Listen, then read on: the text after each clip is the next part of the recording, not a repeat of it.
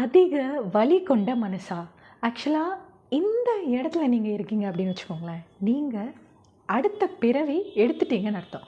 என்னடா இது, நாமளே நிறைய கஷ்டத்தில் இப்படி மனசு வருத்தத்தில் இருக்கோம், நம்மளை போயிட்டு அடுத்த பிறவி. ஆமாங்க, நீங்கள் உங்கள் லைஃப்பில் நிறைய ப்ராப்ளமை ஃபேஸ் பண்ணியிருப்பீங்க. கஷ்டங்கள், கண்ணீர், பெரிய அளவில் துரோகத்தை கூட நீங்கள் சந்திச்சிருக்கலாம். ஸோ இந்த இடத்தெல்லாம் கடந்து வந்த நீங்கள் இப்போது அடுத்த பிறவியில் இருக்கீங்க அப்படிங்கிறது தான் உண்மை.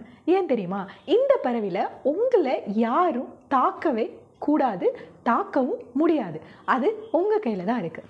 ஸோ இந்த பிறவியில் நீங்கள் உங்களோட வலிகளுக்கான மருந்தை தயவு செஞ்சு அடுத்தவங்க கிட்ட தேடாதீங்க. ஓகேவா? மறுபடியும் நீங்கள் அந்த தவறை செய்யாதீங்க. சரியா? நீங்கள் அடுத்தவங்களுக்காக மருந்தாக இருக்கிறதுக்கு நம்ம லைஃப்பில் நாம் என்ன செய்யணும் அப்படிங்கிறத மட்டும் யோசிங்க.